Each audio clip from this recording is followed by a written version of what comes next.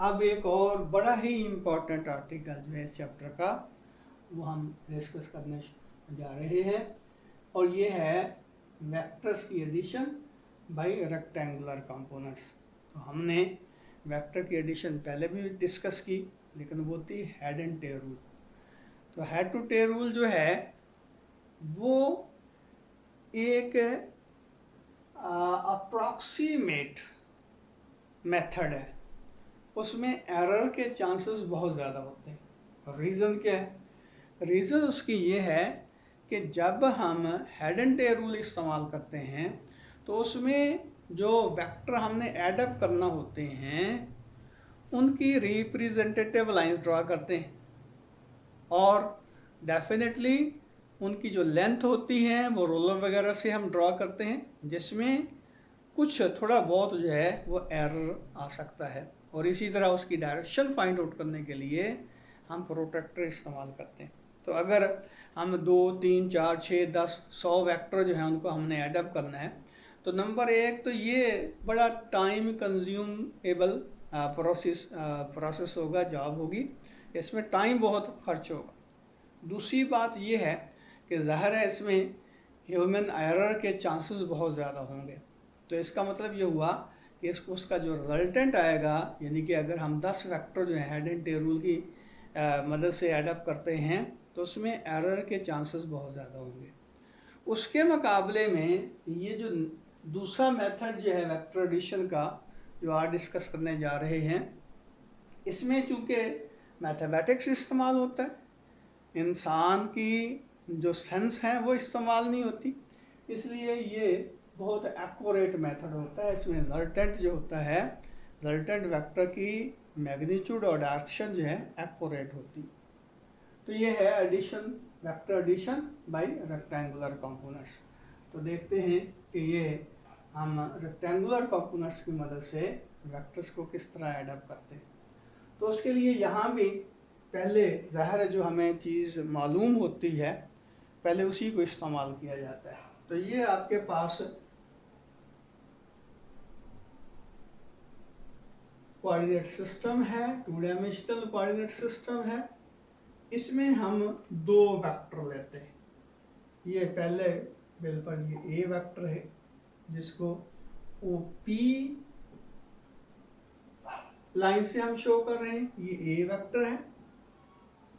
और ये दूसरा वेक्टर है जिसको ओ क्यू लाइन से शो कर रहे हैं, और ये वेक्टर है बी। यानी कि हमारे पास ये 2 वेक्टर हैं, ए वेक्टर और बी वेक्टर, उनकी रिप्रेजेंटेटिव लाइंस हमने ड्रॉ की। अब इनको हमने एडअप करना है। तो पहले क्या करेंगे, जो हमारे पास नोन मेथड है, mean head to tail rule जो मेथड है, रूल है, उसकी मदद से हम इन दोनों को एडअप करते हैं। तो आपको पता है उसमें क्या होता है कि जो पहला वेक्टर होता है उसका हेड दूसरे वेक्टर की टेल उसके हेड के ऊपर कोइंसाइड कर देते हैं। तो ये हम क्या करेंगे, बी वेक्टर को डिस्प्लेस करवाएंगे, यहाँ से इधर लेके जाते हैं ये। और याद रखें कि इसकी जो मैग्नीट्यूड है और इसकी जो डायरेक्शन है उसको चेंज नहीं किया जा सकता। तो ये आपके पास यानी कि ये वेक्टर जो है हम यहाँ पे डिस्प्लेस कर देते हैं। मैं दोबारा कोशिश करता हूँ इसको ज़रा सही तरीके से ड्रा करने की। तो ये मैग्नीट्यूड और डायरेक्शन में फ़र्क नहीं आना चाहिए। ये आपके पास वेक्टर बी आ गया, ये बी वेक्टर आ गया।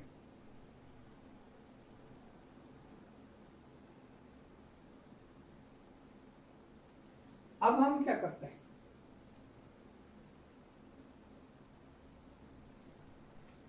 एक तीसरा वेक्टर जो ड्रा करते हैं जिसकी टेल पहले वेक्टर की टेल के साथ और हेड जो है दूसरे वेक्टर के हेड के साथ कोइंसाइड कर रहा है। तो ये आपके पास रिजल्टेंट वेक्टर आ जाएगा आर। ये किसके बराबर होगा, ए प्लस बी के बराबर होगा। तो बिल फर्ज इस वेक्टर आर को आप उसी लाइन से शो कर रहे हैं।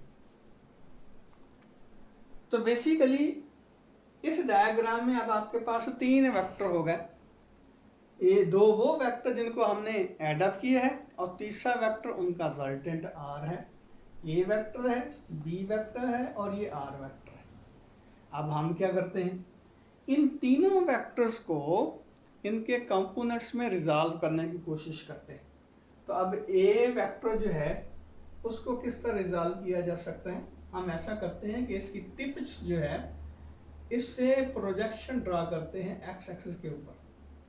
तो ये कह लें कि एंड पॉइंट है, बल्कि एम पॉइंट ले लें।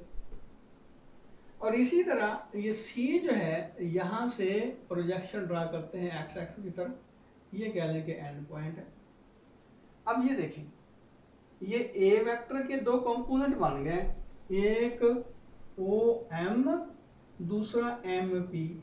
और इसी तरह आर कंपोनेंट, आर वेक्टर के भी 2 कंपोनेंट बन गए, ओ एन और एन सी। ये इसका एक्स कंपोनेंट बना, ये इसका वाई कंपोनेंट बना। इसी तरह इसका ये एक्स कंपोनेंट बना ए का और ये इसका वाई कंपोनेंट बना। अब रही बात कि बी के 2 रेक्टेंगुलर कंपोनेंट्स किस तरह बनाएंगे, तो हम ऐसा करते हैं कि यहाँ से इस लाइन के ऊपर परपेंडिकुलर ड्रा करते हैं, ये ऐसे। तो यहाँ देखें कि बी के अब ये 2 कंपोनेंट बन गए, तो ये इसको कोई नाम दे दे। हमने एम है, एन है, एस, क्यू इस्तेमाल किया है, आर इस्तेमाल किया है, एस यहाँ ले लेते। ये पॉइंट बिल्कुल हमारा एस। तो अब ये देखें, ये तीनों जो वेक्टर हमारे पास हैं ए, बी और आर, इनको हमने कंपोनेंट्स में रिजॉल्व कर दिया, रेक्टेंगुलर कंपोनेंट्स में। ए जो है O M M P, B जो है P S S C, X component Y component, R जो है O N N C, X component Y component. तो डेफिनेटली क्या होगा, ये यहाँ से लेकर यहाँ तक कह लें कि ए एक्स है, ये बी एक्स है, ये ए वाई है, ये बी वाई है। और अगली बात कि यहाँ से लेकर यहाँ तक ये है आर एक्स और ये है आर वाई।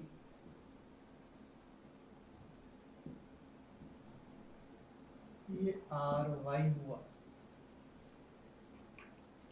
अब इसके ऊपर जरा गौर करें, आर एक्स जो है वो किसके बराबर है, बेसिकली ये ओ एन है, ओ एन, ओ एन ये किसके बराबर होगा, O M plus M N. O N किसके बराबर होगा, O M plus M N. ये लेंथ और ये लेंथ एडअप करेंगे तो ये टोटल लेंथ आ जाएगी। लेकिन एक बात और ध्यान में रखें कि एम एन जो है वो पी एस के बराबर है, इसलिए हम कह सकते हैं O M plus P S. तो O M plus P S के बराबर होगी। अब अगर इनकी वैल्यूज पुट कर दें तो ओ एन आपके पास है R X, O M A X, P S B X. तो ये आपके पास एक क्वेश्चन आ गई, अभी इसको डिस्कस करते हैं बाद में। अब अगली बात,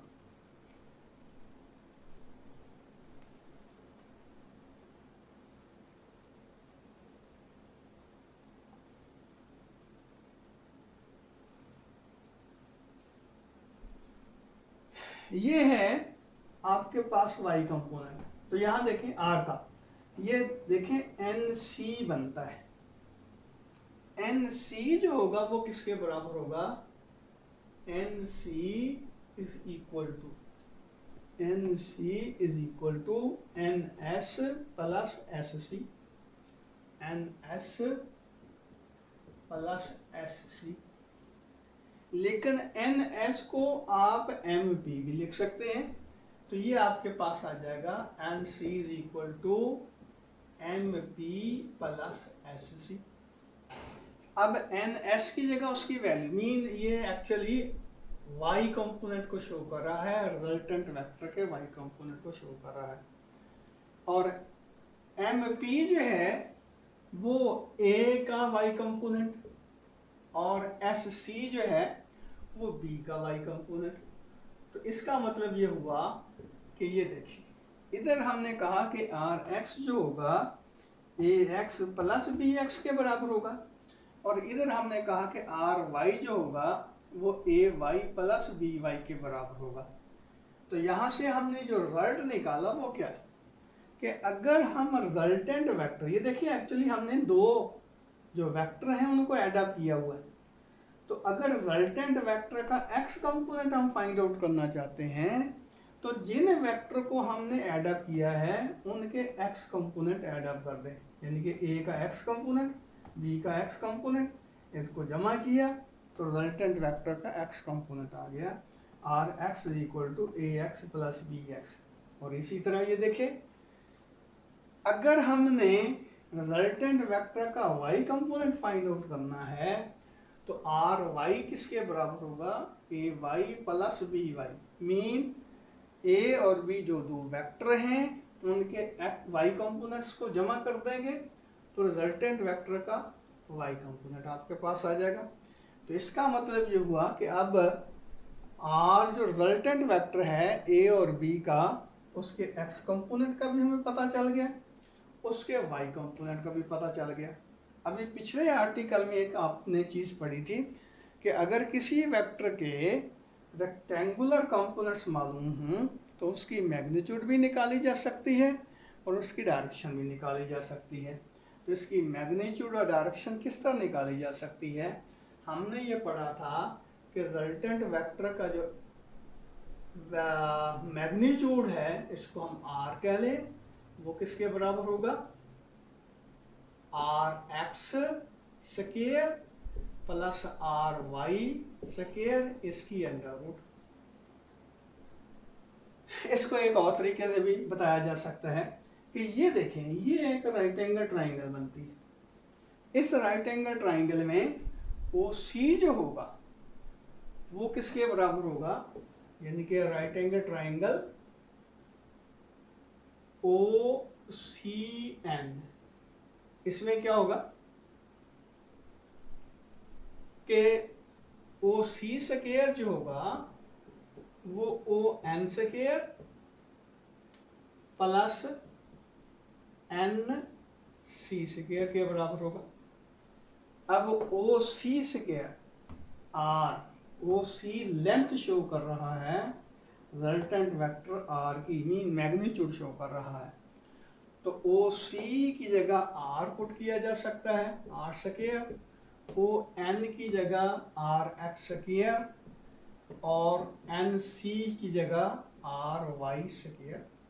तो अब देखें दोनों तरफ जो है रूट लेंगे तो आर आपके पास आ जाएगा R X square plus R Y square.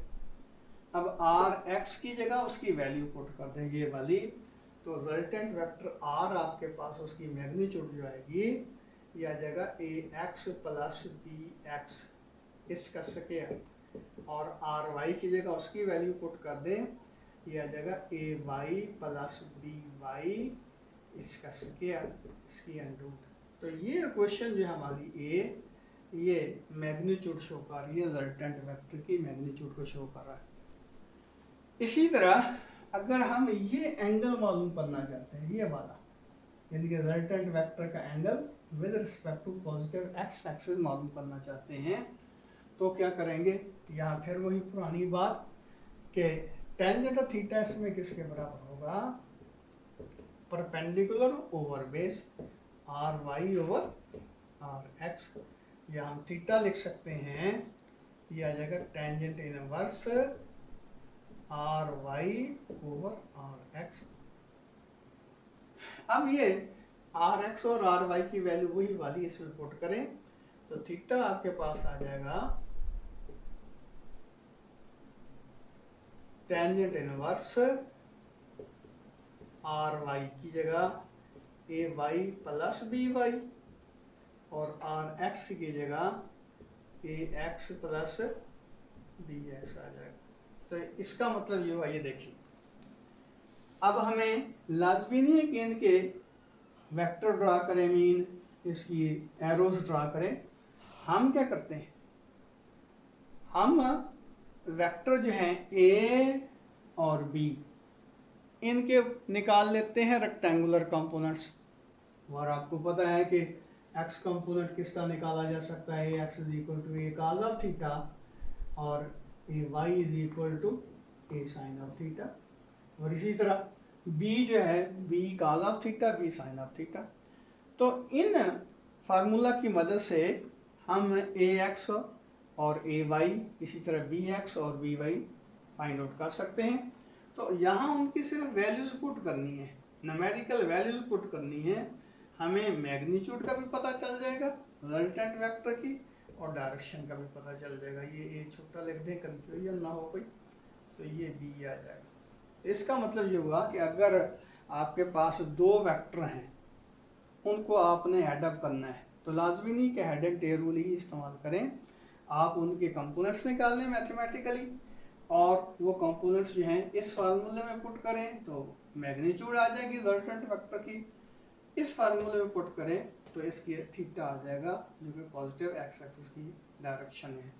अब ये तो हमने सिर्फ दो वेक्टर्स की एडिशन जो है उसको डिस्कस किया, तो हमें लाजमी तो नहीं सिर्फ दो वेक्टर ही एडअप करना होते हैं, तो हम तो 100 वेक्टर भी एडअप कर सकते हैं।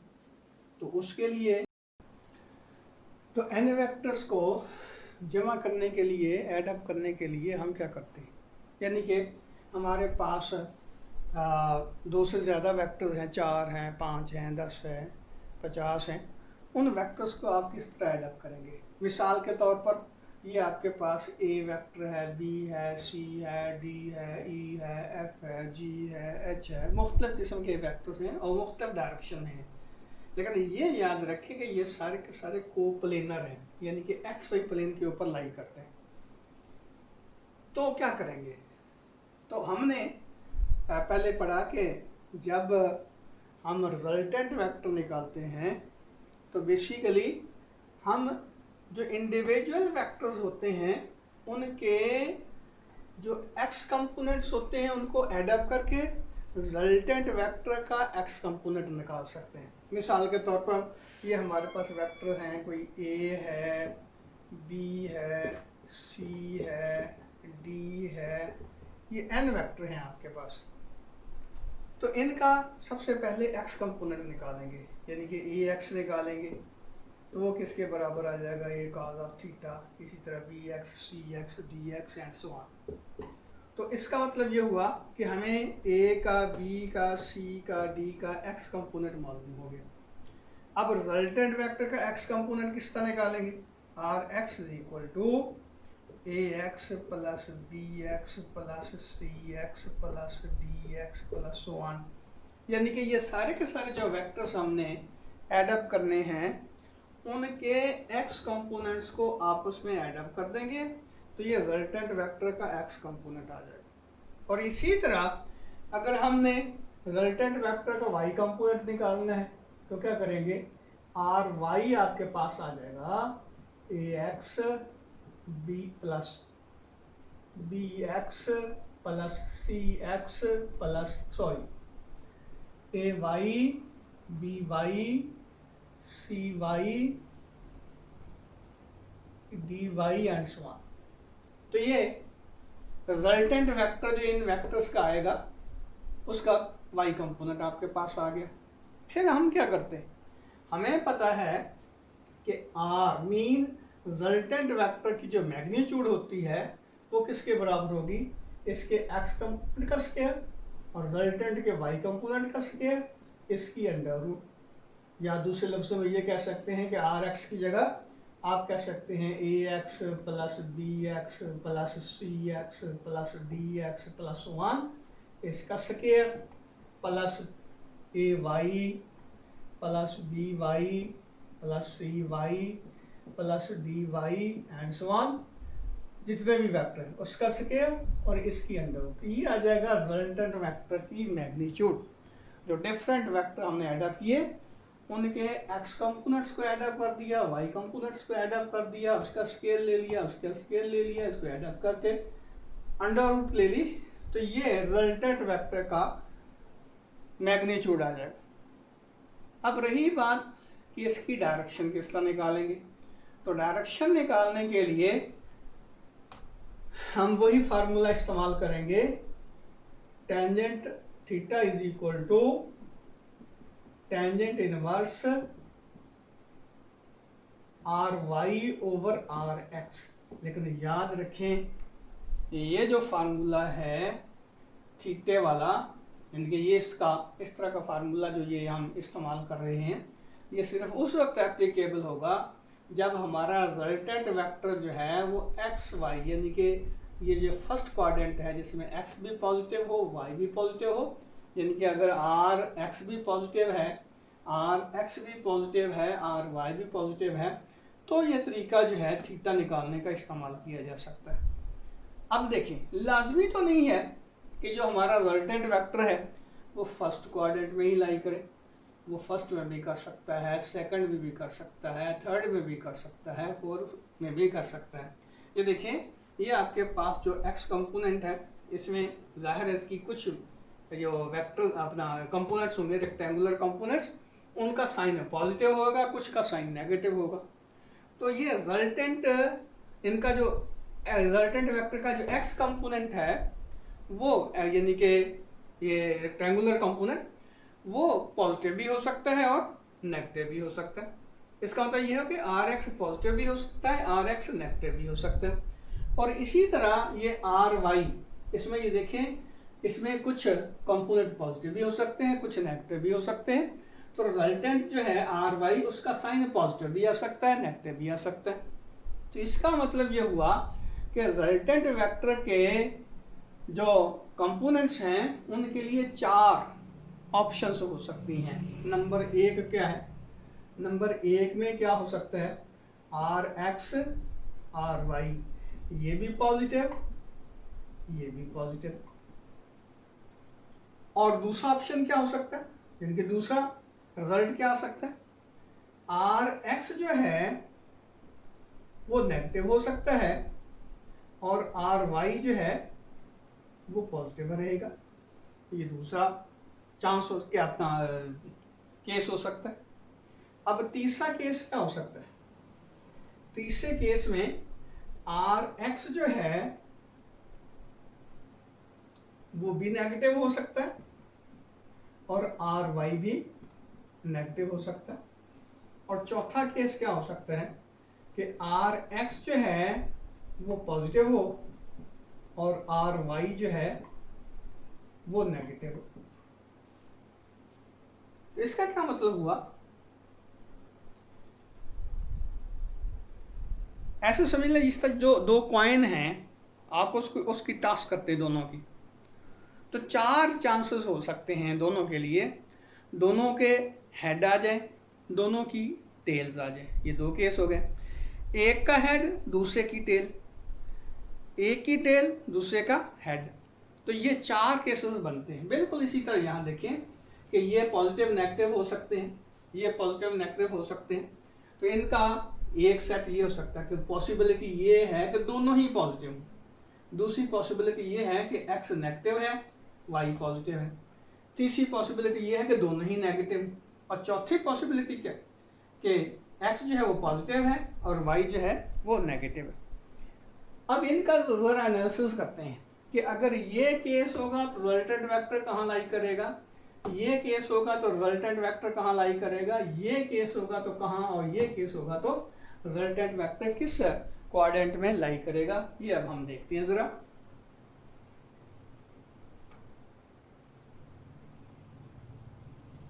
तो ये पहला केस हम देख लेते हैं। पहले केस में क्या होगा कि दोनों ही कंपोनेंट जो है वो पॉजिटिव है, यानी कि एक्स भी और वाई भी। तो इसका मतलब ये होगा कि रिजल्टेंट वेक्टर जो है वो यहाँ एक्स वाई पॉजिटिव प्लेन में कहीं लाई करेगा। ये रिजल्टेंट वेक्टर होगा आर। अब इसकी डायरेक्शन निकाली जा सकती है इस थीटा से, और ये थीटा किस तरह निकाला जाएगा? ये देखिए, इसका ये है आर एक्स, ये है आर वाई। तो इसका जो थीटा होगा वो किसके बराबर होगा? Tangent inverse R Y over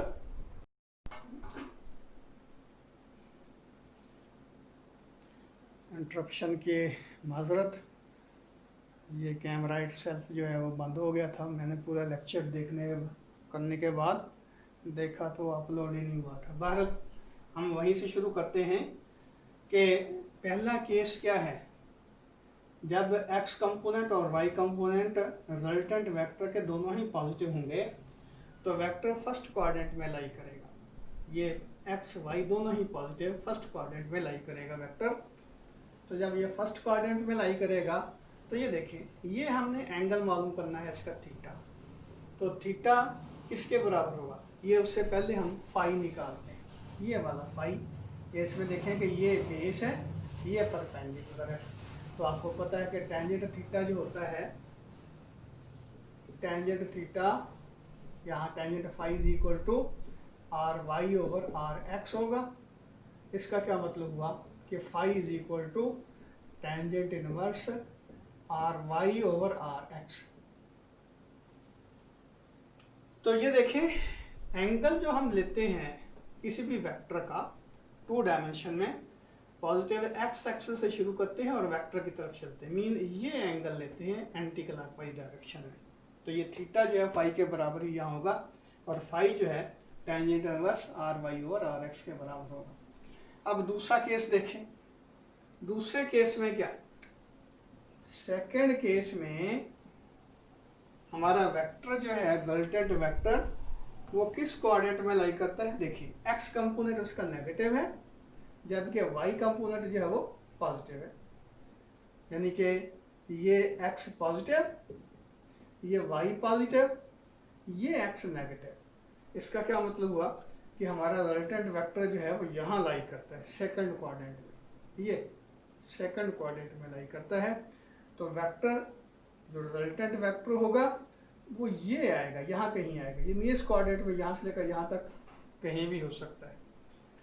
तो फिर इसका ये होगा x कंपोनेंट, ये होगा y कंपोनेंट।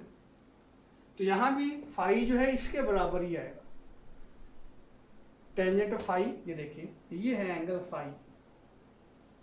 तो tangent phi R Y over R X, और फाई की वैल्यू किस तरह निकाल सकते हैं, tangent inverse R Y over R X, perpendicular over base. लेकिन यहाँ हमारा टारगेट ये नहीं कि ये एंगल मालूम करना है। एक्चुअली हमारा एंगल ये बनता है पॉजिटिव एक्स एक्सिस के साथ, यहाँ से यहाँ तक ये एंगल बनता है। तो ये किस तरह निकालेंगे। अब ये देखिए, ये टोटल एंगल जो यहाँ तक बनता है वो है 180 डिग्री। अब 180 डिग्री में से अगर ये फाई सब्ट्रैक्ट करेंगे तब ये थीटा आएगा। यानी कि थीटा यहाँ किसके बराबर होगा, 180 degree minus phi. 180 degree minus phi, ये एंगल थीटा आएगा आपके पास। और फाई की चाहे तो यहाँ कीमत भी पुट कर सकते हैं। यानी कि आप लिख सकते हैं 180 degree minus tangent inverse R Y over R X. अब तीसरा केस क्या, थर्ड केस जो है, इसमें क्या है, ये x कंपोनेंट भी नेगेटिव, रिजल्टेंट का y कंपोनेंट भी नेगेटिव। इसका मतलब ये हुआ कि अब सिचुएशन कुछ यूं होगी, x भी पॉजिटिव नेगेटिव, y भी नेगेटिव। यहां देखें, ये x पॉजिटिव, ये y पॉजिटिव, ये x नेगेटिव, ये y नेगेटिव। तो वेक्टर जो है रिजल्टेंट वेक्टर यहाँ कहीं लाई करेगा, यहाँ पे इस कोऑर्डिनेट में, यानी कि थर्ड कोऑर्डिनेट में लाई करेगा। ये थर्ड कोऑर्डिनेट बनता है, इसमें लाई करता है। तो ये एंगल बना फाई। उसी तरह अब ये देखें, ये इसका x कंपोनेंट बना आर एक्स, ये बना y कंपोनेंट आर वाई। तो यहाँ भी वही formula, tangent phi is equal to R Y over R X is equal to phi this something, tangent inverse R Y by R X. लेकिन हमने angle ये वाला मालूम करना है, ये वाला मालूम करना है। ये एंगल बनता है थीटा। तो ये थीटा किसके बराबर होगा, ये देखें, यहाँ से लेकर यहाँ तक बनता है 180 डिग्री और इस पे ये फाई ऐड अप हो रहा है। इसका मतलब ये हुआ कि यहाँ पे थीटा आएगा 180 डिग्री प्लस फाई, या इसको हम लिख सकते हैं 180 degree plus tangent inverse R Y over R X. तो ये रिजल्टेंट वेक्टर का डायरेक्शन शो करने के लिए हम थीटा निकाल सकते हैं। अब चौथा केस क्या है? चौथे केस में देखिए एक्स कंपोनेंट पॉजिटिव लेकिन वाई कंपोनेंट नेगेटिव। तो इसका मतलब ये होगा कि रिजल्टेंट वेक्टर यहाँ लाई करता है, ये फोर्थ क्वाड्रेंट में लाई करता है। जब ये फोर्थ क्वाड्रेंट में लाई करेगा तो फिर इसका एंगल किसका मालूम करेंगे? तो पहले यहाँ भी फाई ही मालूम करेंगे, ये वाला फाई। यहाँ से लेकर यहाँ तक ये एक्स कंपोनेंट है, यहाँ से लेकर यहाँ तक ये वाई कंपोनेंट है, बेस है, परपेंडिकुलर है। तो phi is equal to tangent inverse R Y over R X. तो हमने ये एंगल मालूम करना है थीटा, ये किसके बराबर होगा? ये देखिए यहां से लेकर यहां तक ये पूरा एंगल बनता है 360 डिग्री का, पूरा सर्कल जो बन गया 360 डिग्री का एंगल बना। इसमें से अगर ये सबट्रैक्ट करेंगे तो ये आपके पास एंगल आएगा थीटा। तो इसलिए हम कहते हैं 360 डिग्री माइनस फाइव। तो ये आ जाएगा 360 degree minus tangent inverse R Y over R X. ये तो इसका मतलब ये हुआ कि अब रिजल्टेंट वेक्टर का जो डायरेक्शन निकालने के लिए हम थीटा इस्तेमाल करते हैं वो इस तरह लेंगे। पहले हम ये इसके tangent inverse R Y over R X यानी कि फाई की वैल्यू निकाल लेंगे, उसको 360 डिग्री में से सबट्रैक्ट करेंगे तो ये आपके पास रिजल्टेंट आ जाएगा। अब इसको अगर समराइज करें तो हम कुछ यूँ कह सकते हैं कि अगर वेक्टर जो है फर्स्ट क्वाड्रेंट में लाई करता है तो हम कह सकते हैं कि थीटा जो है वो फाई के बराबर होगा ये, और फाई की वैल्यू ये। और अगर वेक्टर जो है सेकंड क्वाड्रेंट में लाई करता है तो थीटा जो होगा 180 डिग्री माइनस फाई के बराबर होगा। थर्ड क्वाड्रेंट में लाई करता है तो 180 डिग्री प्लस फाई के बराबर, और फोर्थ क्वाड्रेंट में लाई करता है तो ये आपके पास एंगल आएगा इस तरह 360 degree minus five.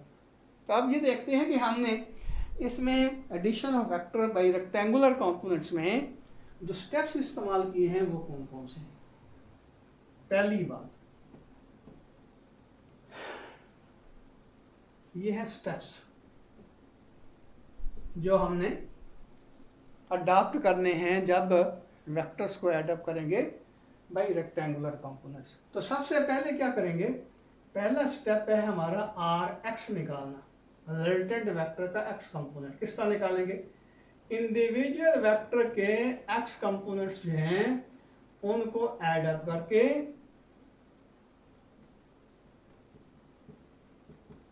Resultant vector का एक्स कंपोनेंट निकाल लेंगे। दूसरा स्टेप क्या? आर वाई निकालना है। आर वाई किस तरह निकालेंगे? A Y plus B Y plus C Y plus D Y plus 1 Y component निकाल लिया। तीसरी बात इसकी मैग्नीट्यूड निकालनी है, रिजल्टेंट वेक्टर की मैग्नीट्यूड। वो किस तरह निकालेंगे? R is equal to R X square plus R Y square इसकी अंडर रूट, यानी कि इसका जो रिजल्ट आया इसका जो रिजल्ट आया यहाँ पुट कर दे तो ये आपके पास आ जाएगा। ये याद रखें कि नेगेटिव है ये आर, ये पॉजिटिव है ये आर, पॉजिटिव है या नेगेटिव है। क्योंकि यहाँ स्क्वायर इन्वॉल्व होता है तो उससे कोई फर्क नहीं पड़ेगा। लेकिन चौथी बात जो है वो हमने डायरेक्शन निकालनी है थीटा, यानी कि डायरेक्शन किस तरह निकालेंगे, थीटा जो है वो किस तरह फाइंड आउट करेंगे। तो इसमें ये ए पार्ट है कि अगर रिजल्टेंट जो है वो फर्स्ट क्वाड्रेंट में लाई करता है, R X R Y positive, तो फिर थीटा जो है वो होगा tangent inverse R Y over R X. इसमें बी पार्ट क्या होगा? अगर आर एक्स जो है वो नेगेटिव है, आर वाई पॉजिटिव है, तो थीटा जो होगा वो होगा 180 डिग्री माइनस फाइव। और सी पार्ट क्या है? सी में हम कहेंगे यहाँ लिख देते हैं,